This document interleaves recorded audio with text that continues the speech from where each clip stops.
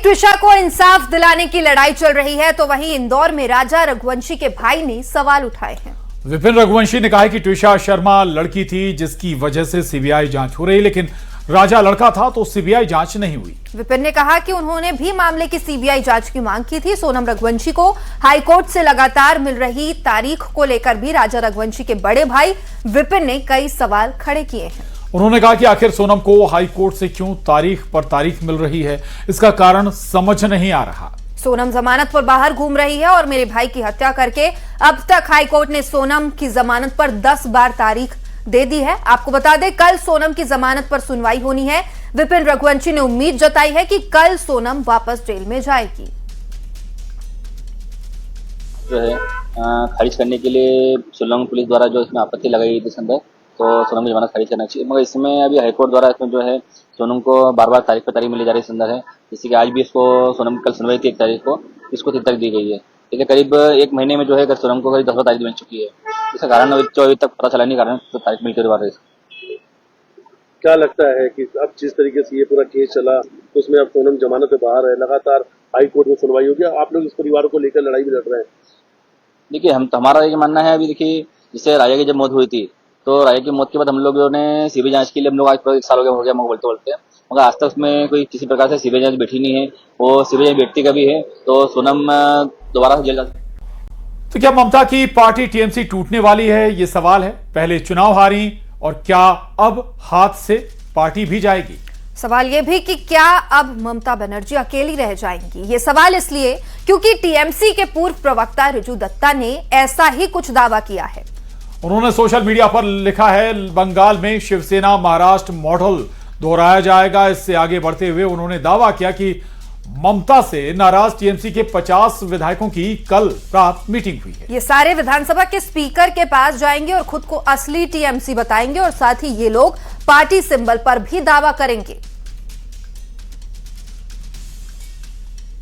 Press में बोला ये कि ऋतुव्रत बंदोपाध्याय के नेतृत्व में दोपहर को करीब 50 तृणमूल कांग्रेस के विधायकों का रूबी के पास एक होटल में मीटिंग हुआ, फोन पे भी बात हुआ और शाम को एमएलए हॉस्टल में भी बहुत एमएलए के साथ मीटिंग किया। हम लोग 2/3 मेजोरिटी हैं, करीब 50 विधायक हम लोग के साथ है, हम ही असली तृणमूल है। दूसरा चीज कि क्योंकि हम असली तृणमूल कांग्रेस हैं तो नेता प्रतिपक्ष ऋतुव्रत बंदोपाध्याय होगा, शोभनदेव चट्टोपाध्याय नहीं।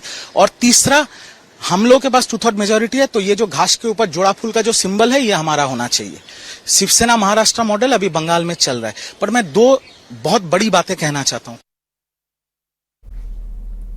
और नीट यूजी पेपर लीक मामले से जुड़ी ये बड़ी खबर है। 5 आरोपियों की कोर्ट में पेशी हुई है। आरोपियों की न्यायिक हिरासत 15 जून तक बढ़ी है। आरोपियों को दिल्ली की राउस एवेन्यू स्थित सीबीआई कोर्ट में पेश किया गया। आरोपी मांगीलाल बिवाल, विकास बिवाल, दिनेश बिवाल, यश यादव और धनंजय लोखंडे को अदालत में पेश किया गया। बड़ी खबर नीट मामले से जुड़ी हुई, नीट यूजी पेपर लीक मामले में बता दें 5 आरोपियों की कोर्ट में पेशी कराई गई है और आरोपियों की न्यायिक हिरासत 15 जून तक बढ़ गई है। आरोपियों को दिल्ली की राउस एवेन्यू स्थित सीबीआई कोर्ट में पेश किया गया।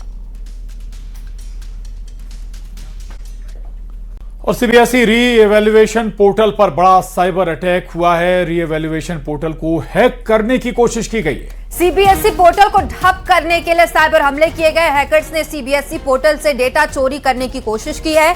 2 मिनट में 15 लाख हिट्स किए गए हैं। 1 लाख से ज्यादा बार अनधिकृत एक्सेस का प्रयास किया गया। 3 बजे तक 16,000 से ज्यादा छात्रों का आवेदन आया है। तो ये बड़ी खबर इस वक्त की बता दें आपको, सीबीएसई री एवेल्युएशन पोर्टल पर बड़ा साइबर अटैक हुआ है। हैक करने की से कोशिश हुई है। सीबीएसई पोर्टल को ठप करने के लिए साइबर हमले हुए। अशरफ हमारे साथ जुड़ गए जानकारी के साथ। अशरफ, आखिर क्या और कैसे ये अटैक हुआ, इसमें क्या कोई दखल भी हुआ सीबीएसई पोर्टल पर? देखिए, जब से सीबीएसई की जो एग्जामिनेशन का रिजल्ट आया और जिस तरह से ऑन स्क्रीन मार्किंग सिस्टम में कमियां आई, लगातार सीबीएसई के पोर्टल को अटैक किया जा रहा है। सीबीएसई का पुनर्मूल्यांकन के लिए कल से बच्चों को आवेदन करना था, लेकिन सीबीएसई की वेबसाइट नहीं चल रही थी, अंडर मेंटेनेंस थी। लेकिन आज ये पोर्टल शुरू हुआ है, पुनर्मूल्यांकन के लिए बच्चों को आवेदन करना था, लेकिन उसमें ये अटैक किया जा रहा है। वो डेटा हाइक किया, जो साइबर हैकर्स हैं वो यहाँ पर सीबीएसई का जो पोर्टल है उस पर अटैक कर रहे हैं और उससे डेटा लीक करने, चोरी करने की कोशिश कर रहे हैं, या ये कहा जाए कि इसको करप्ट करने का प्रयास कर रहे हैं। तो ये कहीं ना कहीं एक बड़ी जो छात्रों के भविष्य को पर एक प्रश्न चिन्ह लगा था, वो अभी भी बना हुआ है, क्योंकि बिना पुनर्मूल्यांकन के बच्चों का भविष्य अटका हुआ है, क्योंकि सीबीएसई मान चुका है कि उनके। चलिए, शुक्रिया। ट्रांसफर कर दिया गया है। तो लगातार सीबीएसई विवाद गहराता जा रहा था और अब सरकार ने इसमें बड़ा एक्शन लिया है। सीबीएसई के चेयरमैन और सचिव का ट्रांसफर किया, जांच के लिए समिति का गठन किया गया है। कुछ देर पहले ही पुनरीक्षण साइट पर हैकिंग हमले हुए थे और अब ये बड़ी खबर इससे जुड़ी। सीबीएसई विवाद पर सरकार ने बड़ा एक्शन लिया। सीबीएसई के चेयरमैन और सचिव का ट्रांसफर हुआ है, जांच के लिए समिति का गठन भी किया है जो पूरे मामले की जांच करेगी।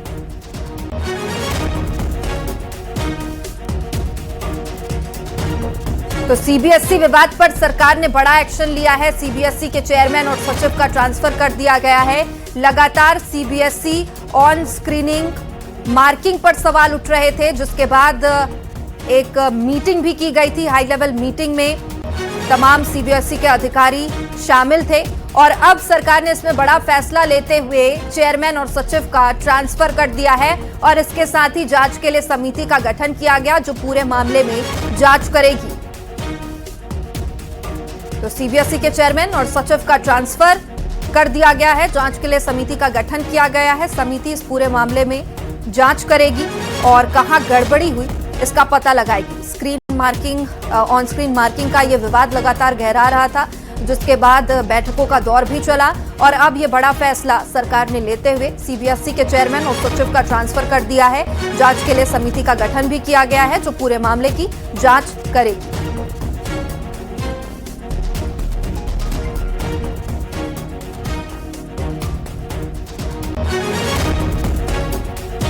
तो सीबीएसई विवाद पर लगातार सियासत भी तेज हो रही थी और ऑन स्क्रीन मार्किंग को लेकर कई सवाल खड़े हो रहे थे।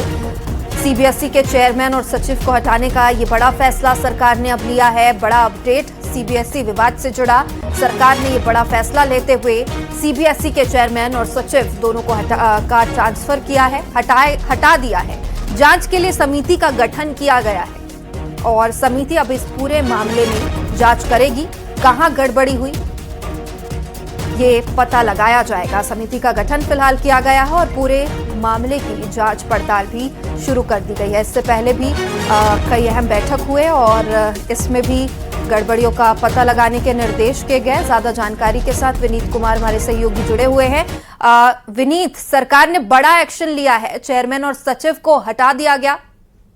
जी, निश्चित तौर पर मैं आपको बताना चाहूंगा कि जिस तरह से सीबीएसई के मार्क्स को लेकर के जिस तरह से प्रक्रिया चल रही थी और जिस तरह से शिकायतें जो है वो अभिभावक के ओर से आ रहा था कि स्टूडेंट्स जो हैं वो इसको लेकर के शिकायत जो है वो लगातार कर रहे थे। जिस तरह से हमने देखा कि जिस तरह से स्कैन किए गए थे और जिस तरह से मार्किंग की गई थी उसको लेकर के जिस तरह से शिकायतें आ रही थी, जो लोग जो है वो मार्किंग को लेकर के शिकायत कर रहे थे, या फिर इसके बाद हमने देखा जिस तरह से पेमेंट एग्रीगेटर को लेकर के जिस तरह से शिकायतें आ रही थी, उसके बाद से सरकार ने जो है यह कड़ा एक्शन जो है वो लिया है, जिसमें यह तबादले जो है वो किए गए हैं। सरकार के जो सूत्र हैं उनसे जब हमारी बात हुई थी, उनका साफ तौर पर कहना था कि वो न सिर्फ शुचिता और पारदर्शिता जो है वो दिखाना चाहते हैं, बल्कि लोगों को यह भरोसा दिखाना, वो लोगों को हो, चाहे वो स्टूडेंट हो या अभिभावक हो, शिक्षक हो, उन्हें भी यह बताना चाहते हैं कि सरकार जो है वो उनके साथ है और न सिर्फ कहने में विश्वास करती है बल्कि वो एक्शन भी लेती है। और इसी इसी कड़ी में जो है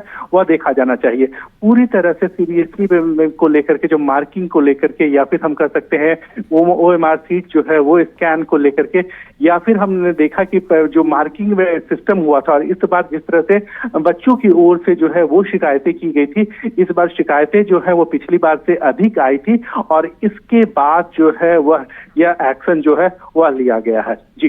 जी, बहुत शुक्रिया विनीत जानकारी के लिए। तो ये बड़ा एक्शन सरकार की तरफ से, लगातार सीबीएसई विवाद गहरा रहा था और अब सीबीएसई के चेयरमैन और सचिव का तबादला किया गया, जांच के लिए समिति का भी गठन किया गया है।